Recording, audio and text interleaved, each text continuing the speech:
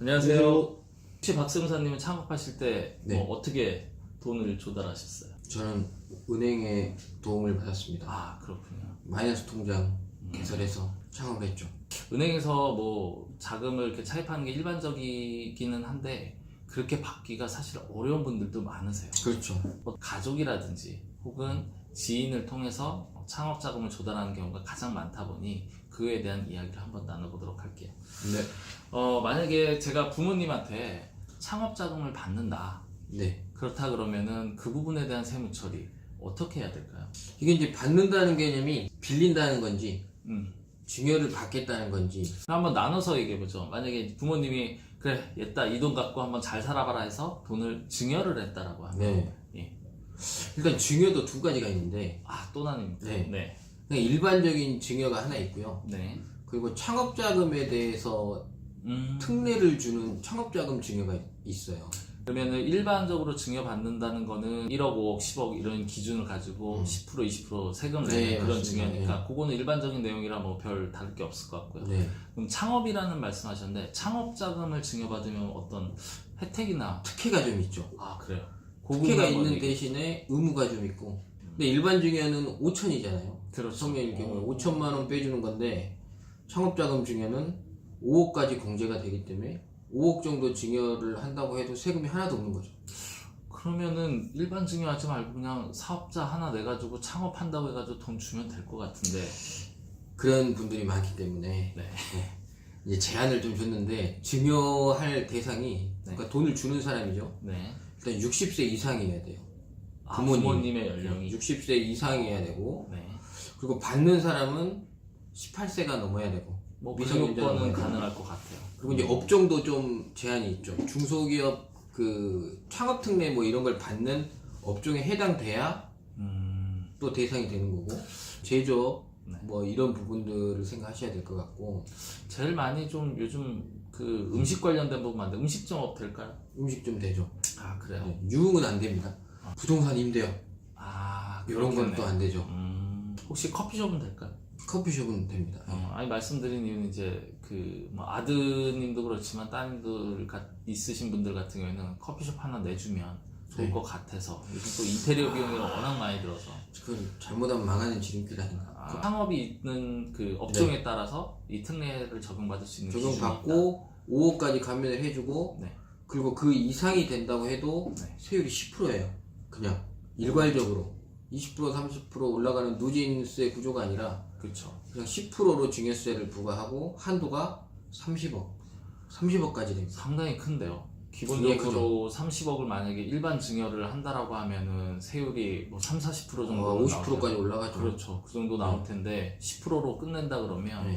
상당히 매력적인데 뭐 저희가 사행을 조장하는 게 아니고 순수하게 창업을 하고자 하는 자녀분들을 위한 이야기니까 오해는 마시고요.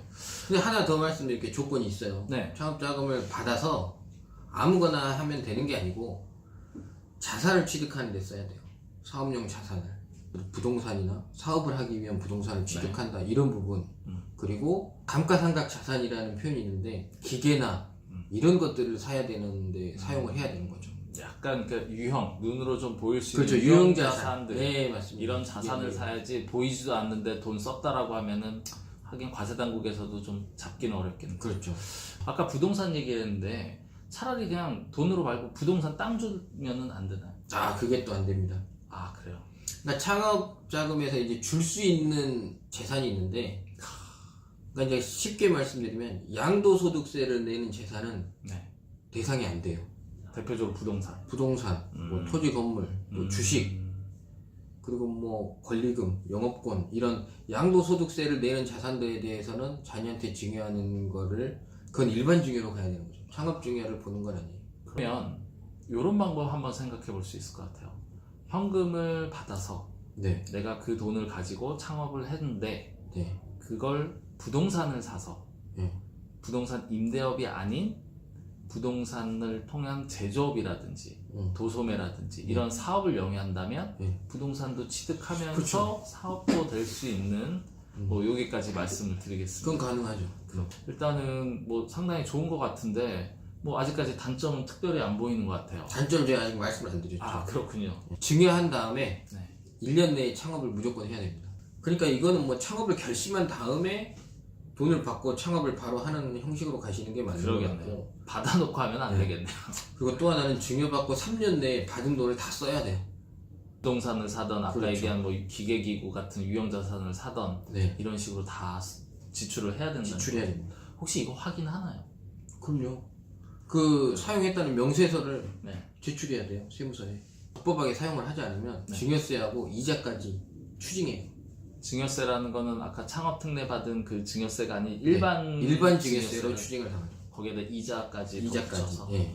해보죠. 뭐 제가 해보고 그 다음에 뭐 3년 이내에 다 쓰고 다 뭐 조금 부담스럽다 그러면 부동산 정도 사놓으면 잃지는 않을 것 같아요. 그렇게 하고 사업하면 괜찮을 것 같은데. 그러고서 이제 딱 사업 폐업하고 그러면 이제 그 땅은 제 거 되는 거죠. 폐업을 하시면 또 안 되죠. 10년은 유지해야 됩니다, 사업을. 아, 이 사업 영위기간 10년 10년이 내에 폐업을 하면 그것도 또 관리 대상이에요.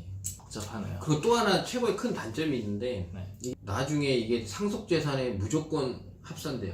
보통 일반적으로 증여를 하게 되면 가족 같은 경우 이제 10년이 10년. 지나면 그 합산이 안 되죠. 증여된 부분은 이제 상속재산에서 빼고 생각을 하는데 네. 이거는 10년이란 기간이 지나고 20년, 30년이 되더라도 무조건. 상속재산에 포함이 된다. 무조건 포함됩니다. 부모님한테 증여세 이런 거 내는 것도 싫고 네. 창업자금으로 했더니 뭐 나중에 지금 뭐 예. 10년 동안 사업 영위해야 되고 너무 복잡해. 차라리 엄마 나 10억 빌려줘. 내가 이자 뭐 은행 이자 더블 줘가지고 5% 줄게. 이렇게 하면 될 거 어떨까요? 가능한데, 네. 부모님한테 음. 빌렸을 때, 음.